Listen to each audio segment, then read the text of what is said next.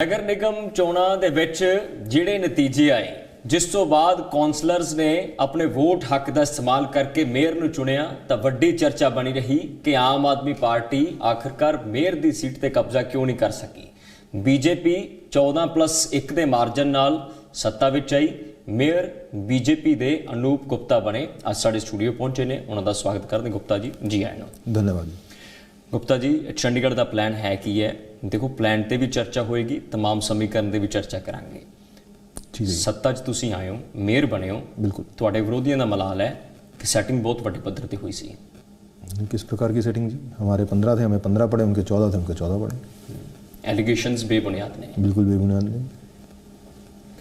ਤੇ तमाम ਐਲੀਗੇਸ਼ਨਸ ਦੇ ਬਾਵਜੂਦ ਜੇ ਅਸੀਂ ਚੰਡੀਗੜ੍ਹ ਤੇ ਨਜ਼ਰ ਮਾਰੀਏ ਤਾਂ ਕਿਸ ਤਰ੍ਹਾਂ ਦਾ ਤੁਹਾਡਾ ਵਿਜ਼ਨ ਰਹੇਗਾ? देखिए, चंडीगढ़ के अंदर जैसे मैं पिछले साल भी डिप्टी मेयर था, जो हमारा पहला विजन रहेगा कि जो ऑलरेडी काम है उनमें स्पीड पर आए और वो अपने टाइम्स के अनुसार या उससे पहले ख़त्म हो। जैसे गार्बेज डंप का प्लान काम है, वो ऑलरेडी प्रोसेस शुरू हो चुका है, उसका टाइम फ्रेम से पहले गार्बेज डंप ख़त्म हो, ये हमारा रहेगा।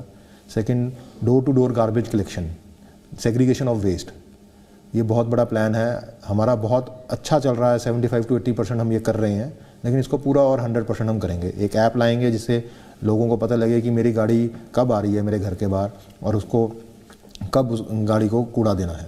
अभी क्या होता है, किसी टाइम मिस हो जाता है, किसी टाइम क्या होता है, तो एक वो प्लान है। बाकी पार्किंग स्मार्ट हम इस साल ज़रूर करेंगे फास्ट टैग के साथ, ये हमारा वादा है। और इसी तरह के हमारे काफ़ी प्लान्स हैं। 13 गाँव जो हमारे अंडर आए हैं उनका जो इंफ्रास्ट्रक्चर है, सीवरेज, रोड, वो ऑलरेडी हमारा काम प्रोसेस में जा चुका है। कईयों के टेंडर अलॉट हो चुके हैं, कईयों में काम शुरू हो चुका है, तो उसमें गति आए, ये सारा ध्यान रखा जाएगा ताकि इस साल वो काम हो। ਪੁਰਾਣੇ ਸਮੇਂ ਦੇ ਵਿੱਚ ਬੀਜੇਪੀ ਵੀ ਰਹੀ ਹੈ ਚੰਡੀਗੜ੍ਹ ਦੇ ਵਿੱਚ, ਪੁਰਾਣੇ ਸਮੇਂ 'ਚ ਕਿਉਂ नहीं हो सके? नहीं, बिल्कुल। 13 गाँव तो हमारे पास अभी आए हैं 1-1.5 साल पहले, तो उसको पहले सारा फाइनेंशियल स्टडी हुआ, उसका फाइनेंशियल आया, गांव के लिए पैसा भी हम लेके आए 102 करोड़ रुपया, तो हम ही इनिशिएटिव लिया। गार्बेज डंप किसने लिया? हमने इनिशिएटिव लिया। ये सारे इनिशिएटिव हमने लिए। अब कोई इनिशिएटिव लेने में टाइम लगता है, इतनी बड़े जो गार्बेज डंप का इतना बड़ा प्लांट था वो हमने शुरू कराया। जेपी प्लांट जो कांग्रेस के टाइम बंद हो गया था वो हमने शुरू कराया। उसके अंदर अब 100% ड्राई वेस्ट हो रहा है, 75% वेट वेस्ट हो रहा है। वेट वेस्ट का नवा प्लांट हम लेके आ रहे हैं। तो हर चीज़ का DPR बनती है, हर चीज़ का DNIT बनता है, हर चीज़ का मॉडल स्टडी होता है, तो उसमें टाइम लगता है। पैसा लियाउण 'ਚ चुनौती रहेगी ਤੁਹਾਨੂੰ? बिल्कुल भी चुनौती नहीं रहेगी। पैसा आ रहा जितना चाहिए हमें मिल रहा है सेंटर से। केंद्र से जैसे आप पैसा मांगते हो तो वो पैसा आपको कम मिलता है। जैसे आप 1600 करोड़ मांगते हो तो 400-500 करोड़ मिलता है। तो इस बार आपकी क्या प्रायोरिटी रहेगी कि हम कैसे उनसे ग्रांट ज़्यादा से ज़्यादा लेकर आएँ? नहीं, बिल्कुल ऐसा नहीं है। जितनी ग्रांट हमें चाहिए होती है ऑलमोस्ट मिलती है। अब हमारा रेवेन्यू भी बढ़ गया है। आप देखिए 2016 से हमारा हर साल रेवेन्यू सोर्स बढ़ रहा है बिना कोई ज़्यादा बर्डन दिए। सेंटर की डिमांड रहती है कि अपना रेवेन्यू भी बढ़ाएं, उसी हिसाब से हम देंगे, लेकिन फिर भी हम काफ़ी हद तक, अब ये तो हर स्टेट का है, जितनी स्टेट मांगता है उसको उससे कम ही मिलता है। ये तो एक ट्रेंड है, तो हम मांगते हैं उसके अनुसार हमें मिलता है। उसके अलावा हमें और मिलता है, जैसे अभी मैंने बताया गांव के लिए अलग हमें 102 करोड़ रुपये मिला, अलग प्रोजेक्ट्स के लिए मिलता है। अभी हमें गार्बेज डंप के लिए अलग पैसा मिला स्मार्ट सिटी के थ्रू, अर्बन मिनिस्ट्री के थ्रू। तो अलग अलग मिनिस्ट्री से अलग अलग प्रोजेक्ट का पैसा भी अलग मिलता है। ज़रूरी नहीं कि जो एक बार पैसा सेंटर ने ग्रांट इनेट दे दिया वही है। प्रोजेक्ट के हिसाब से कौन सी मिनिस्ट्री के अंदर प्रोजेक्ट लग रहा तो उसका भी हमें पैसा मिलता है। तो एक बात ये भी आ रही थी कि जो दिल्ली 4th फाइनेंशियल कमीशन है की रिपोर्ट है उसको क्या लागू करेंगे आप या उसकी डिमांड करेंगे? क्योंकि 2016 से भी पास है और जो राज्यपाल थे हमारे बद्रीनाथ साहब, उन्होंने सेंटर को भेजी थी, मगर उसके आने से आपको बहुत सारा रेवेन्यू अपने आप ही जनरेट हो जाएगा, बहुत से डिपार्टमेंट आएंगे। बिल्कुल, वो रिपोर्ट लागू होनी चाहिए, हमारी पहले से डिमांड है। उस रिपोर्ट को हमने कई बार गृह मंत्री जी के सामने रखा है। वो एक विषय सिर्फ चंडीगढ़ का नहीं है, वो सारी यूनियन टेरिटरीज का विषय है। तो एक सामूहिक उस पर निर्णय होने वाला है, मेरे को लगता है बहुत ही जल्द, तो वो पक्ष में ही होगा। 4th ਕਮਿਸ਼ਨ ਜੇ ਰਿਪੋर्ट लागू ਹੁੰਦੀ ਹੈ ਤਾਂ किस तरह ਦੇ ਜਿਹੜੇ ਪ੍ਰਭਾਵ ਉਹ ਚੰਡੀਗੜ੍ਹ ਤੇ ਪੈ ਸਕਦੇ, क्योंकि ਵੱਖ-ਵੱਖ यूटीज ਦੇ ਨਾਲ ਉਹ ਮਿਲ ਕੇ फैसला होएगा। हाँ जी, तो उसमें देखिए हम सेल्फ सफिशिएंट हो जाएंगे, हमें किसी से किसी भी प्रोजेक्ट के लिए मांगना नहीं पड़ेगा। हमें पहले ही पता होगा कितना हमारा रेवेन्यू आ रहा है, हम उस हिसाब से प्रोजेक्ट ला सकते हैं। अभी भी हम प्रोजेक्ट लाते हैं उसका हमें पैसा मिल जाता है, ऐसा नहीं है। अब 24/7 हम लाए हैं उसका हमें पैसा मिला है, चाहे वो AFD के थ्रू मिला है चाहे किसी चीज़ के थ्रू मिला है, तो मिल जाता है। लेकिन उससे और एक हम खुल के काम कर सकते हैं, बस इतना मेरा कहना है।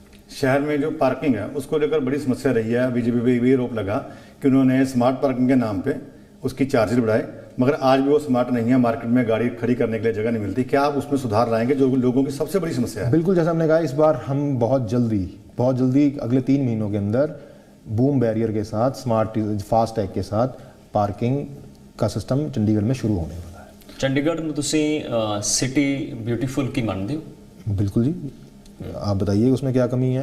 अब जैसे गार्बेज डंप हमारा खत्म हो, ਲੋਕਾਂ ਦੀਆਂ ਇੱਛਾਵਾਂ ਬਹੁਤ ਨੇ ਤੁਹਾਡੇ ਤੋਂ। देखिए लोगों की इच्छा है, मैं भी जब 2 साल पहले कौंसलर सी, मेरी भी बहुत इच्छाएं सी कारपोरेशन तो, लेकिन जब हम ਤੁਹਾਡੀਆਂ ਕੀ ਇੱਛਾ ਸੀ जब हम अंदर आते हैं तो सानू पता लगता है कि हर चीज़ हम कर रहे हैं। ਤੁਹਾਡੀਆਂ ਕਿਸ ਤਰ੍ਹਾਂ ਦੀਆਂ ਇੱਛਾਵਾਂ ਸੀ ਕਾਰਪੋਰੇਸ਼ਨ? नहीं, यही जैसे लोगों की इच्छा है कि हर जगह साफ़ होनी चाहिए, हर जगह वो होनी चाहिए, लेकिन हम अल्टीमेटली देखें हर जगह साफ़ होती है, लेकिन शाम को उसका कहीं गार्बेज मिलता है या शाम को कूड़ा मिलता है, वो आ कहाँ से रहा है? वो कोई ना कोई सोर्स तो हम में से ही कोई है ना। ਹੋਰ ਕਿਸ ਤਰ੍ਹਾਂ ਦੇ ਪਲਾਨ ਰਹਿਣਗੇ? ਦੇਖੋ ਬਿਊਟੀਫੁਲ ਸਿਟੀ ਚੰਡੀਗੜ੍ਹ ਵੈਸੀ विश्व भर ਦੇ ਵਿੱਚ ਚਰਚਿਤ ਹੈ। ਚੰਡੀਗੜ੍ਹ ਦਾ ਨਾਮ सुन के लोग देखिए जैसे पिछली बार भी 66 में से 12वें नंबर पर आया जी, इस बार भी हमारी कोशिश रहेगी कि 12 में से टॉप 3 में आए। गार्बेज डंप का साइट का काम शुरू हो चुका है, 100% ड्राई वेस्ट हो रहा है, वेट वेस्ट ऑलमोस्ट 75% हो रहा है, और हमारा कोशिश रहेगी कि चंडीगढ़ को एक डंप फ्री और गार्बेज फ्री सिटी ऑलरेडी है। जो छोटे छोटे हमारे स्पॉट्स रह चुके हैं हम उसको भी उसके अंदर बनाएं। तो जैसे कुछ जो डिपार्टमेंट है वो प्रशासन के पास हैं, जैसे रोड का हो गया या हॉर्टिकल्चर का कुछ एरिया है, कुछ आपके पास है, तो उसको लेकर आप कैसे इसका समन्वय करोगे? जिसकी प्रॉब्लम रहती है हमेशा ही, क्योंकि रोड की जो सफाई की बात की है हमने, रोड पे वही प्रॉब्लम रहती है कि वो फुटपाथ साफ नहीं है उसके, तो ये प्रॉब्लम को कैसे हल करोगे आप? देखिए हम विषय हम गवर्नर साहब से लेंगे, एडवाइज़र साहब से लेंगे कि जो डिपार्टमेंट कॉर्पोरेशन के पास 75% से ज़्यादा है वो 100% होने चाहिए, ताकि लोगों को भी कन्फ्यूजन ना रहे और ऑफिसर्स को भी कन्फ्यूजन ना रहे कौन सी रोड या कौन सा हॉर्टिकल्चर किसके पास है। क्या आने वाले समय में पानी के या पार्किंग के या कोई गार्बेज के जो रेट्स हैं या चार्जेस हैं उसको कोई बढ़ाने की, अभी कोई नया टैक्स लगाने की? अभी कोई ऐसा हमारा नया टैक्स लगाने का कोई विचार नहीं है जी। जैसे कि पहले पार्किंग का भी घरों के बाहर जो पार्किंग का लगा रहे थे सेक्टर 35 में पायलट प्रोजेक्ट का, वो भी हमने पार्टी ने भी विरोध करा और हम उसका भी विरोध करते हैं, और जो भी कोई यूज़र चार्जेस संपर्क में लग रहे थे हमने वो भी विरोध करा। तो ऐसे कोई नवे चार्जेस लगाने का कोई प्लान नहीं है। ਚੰਡੀਗੜ੍ਹ ਦੇ ਵਿੱਚ ਲੋਕਾਂ ਦੀ ਆਬਾਦੀ ਘਟਾਉਣ ਲਈ ਇੱਕ ਸੁਪਰੀਮ ਕੋਰਟ ਦੀ ਜਜਮੈਂਟ ਆਈ ਸੀ, ਤੁਹਾਡੇ ਯਾਦ ਹੋਊਗਾ ਹਾਲ ਹੀ ਦੀ ਘੜੀ 'ਚ, ਕਿ ਕਿਵੇਂ ਫਲੋਰ ਵਾਈਜ਼ ਜਿਹੜੀਆਂ ਲੋਕ ਰਜਿਸਟਰੀਆਂ ਕਰਾ ਕੇ ਵੇਚਦੇ ਸੀ। ਇਸ ਨੂੰ ਕਿਸ ਤਰ੍ਹਾਂ ਦੇਖ ਰਹੇ ਹੋ? देखिए सेक्टर 1 to 30 की जजमेंट आई है, उसमें पॉजिटिव भी हैं उसके नेगेटिव्स भी हैं। पॉजिटिव ये है कि वो एक हेरिटेज सिटी की तरह वैसा का वैसा रहेगा। अगर हम पार्किंग की समस्या की देखें, हम उसमें अब कोई भी अमेंडमेंट नहीं कर सकते कि स्टिल्ट पार्किंग बना के उसको हाई राइज कर सकें हम, क्योंकि उसमें FAR अलाउड नहीं करा। तो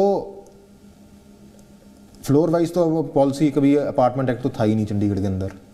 ठीक है, किसी को कोई ज़रूरत थी वो अपना कुछ शेयर बेच देता था, वो एक अलग विषय था, लेकिन ओवरऑल इसके दोनों प्रोज एंड कॉन्स हैं जी।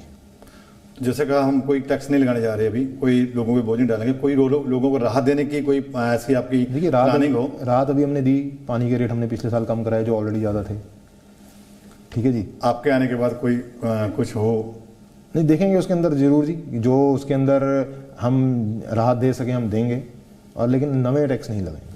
तो नई चीज़ आप क्या बनाना चाह रहे हैं, जो नई चीज़ बने शहर के लोगों के लिए, जो आम लोग जो जाना है उसकी जरूरत के लिए बने, उसके लिए आप क्या?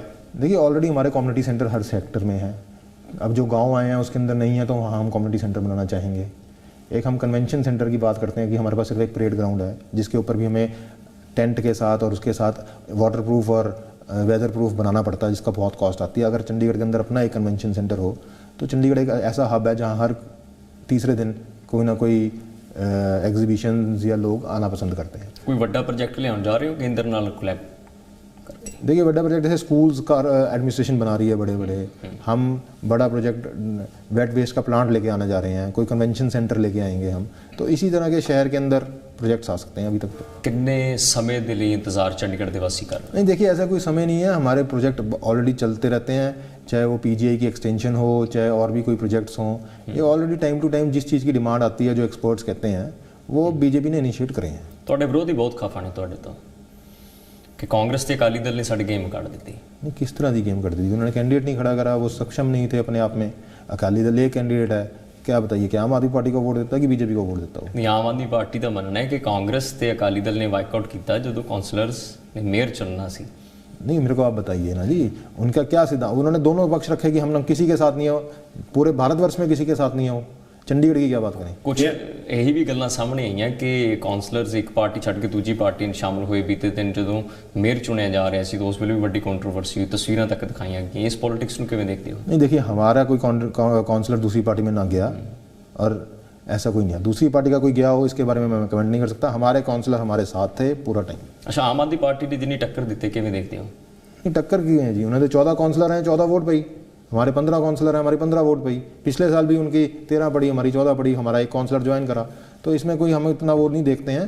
पिछले साल भी हमने मेयर बनाया, इस साल भी हमने मेयर बनना। तुसी भी इस समय नहीं, कोई चैलेंज नहीं सर जी। हमें अपने सक्षम थे, हमें अपने आप पता था कि हम एक वोट ऊपर हैं और हम एक वोट ऊपर पड़ी। आरोप ये है आप पे कि आपने ही अकाली दल को और कांग्रेस को बाहर आने के लिए कहा है। जोशी जी, हम कैसे कहें? वो ऑल ओवर इंडिया पॉलिसी देखिए, कांग्रेस ना आम आदमी पार्टी के साथ है ना बीजेपी के साथ है। क्या चंडीगढ़ में हमारे साथ आ जाती है? वो ये आम आदमी पार्टी के साथ चली जाती।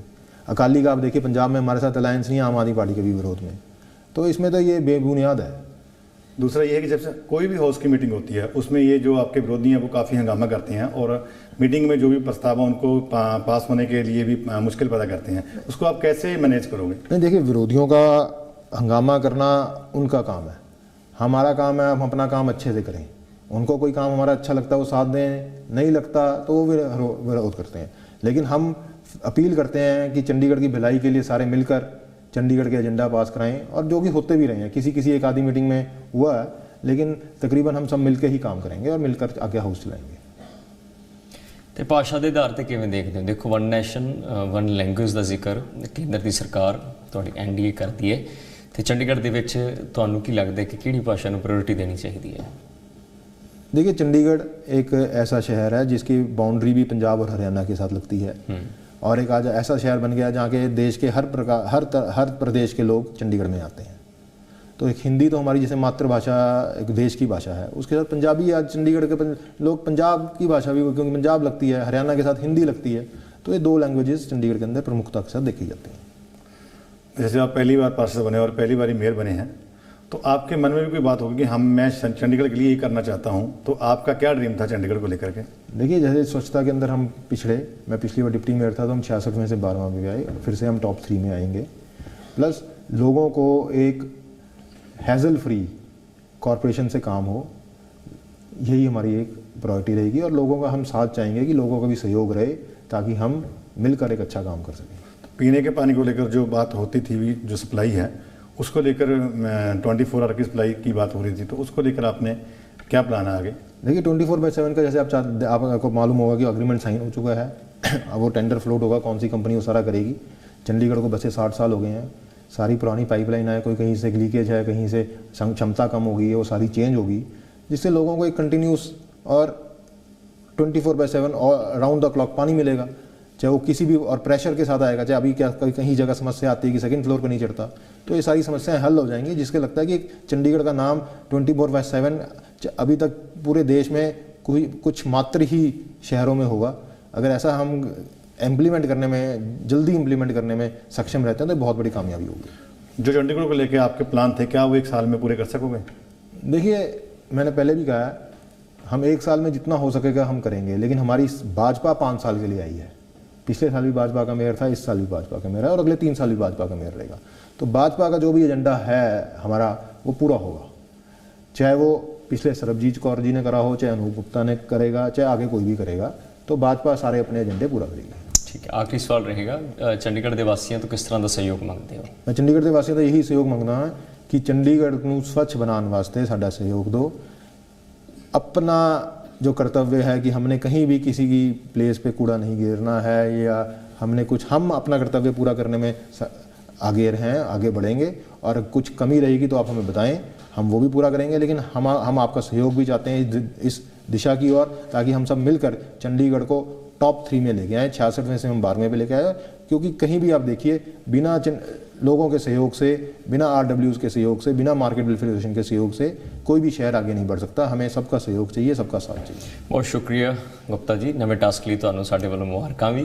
ਸੋ ਅਨੂਪ ਗੁप्ता ਸਾਡੇ ਨਾਲ ਅੱਜ ਜੁੜੇ ਹੋਏ ਸੀ, ਵਿਸ਼ੇਸ਼ ਤੌਰ ਤੇ ਪਹੁੰਚੇ, ਜਿਨ੍ਹਾਂ ਨੇ ਦੱਸਿਆ ਕਿ ਕਿਸ ਤਰ੍ਹਾਂ ਦਾ ਉਹਨਾਂ ਦਾ ਬਲੂਪ੍ਰਿੰਟ ਰਹੇਗਾ। ਸਵਾਲ ਇਹ ਹੈ ਕਿ ਲੋਕਾਂ ਦੀਆਂ ਇੱਛਾਵਾਂ ਤੇ ਖਰਾ ਕਿਸ ਸੰਦਰਭ 'ਚ ਉਤਰਦੇ ਹੈ। ਇਸ ਖਾਸ ਪੇਸ਼ਕਸ਼ ਵਿੱਚ ਸਾਨੂੰ ਆਗੇ ਦਿਓ। ਫਿਲਹਾਲ ਦੇ ਲਈ ਨਵੀਂ ਸ਼ਖਸੀਅਤ ਨਾਲ ਮੁੜ ਕਿਸੇ ਨਵੇਂ ਸ਼ੋਅ 'ਚ ਹਾਜ਼ਰ ਹੋਵਾਂਗੇ।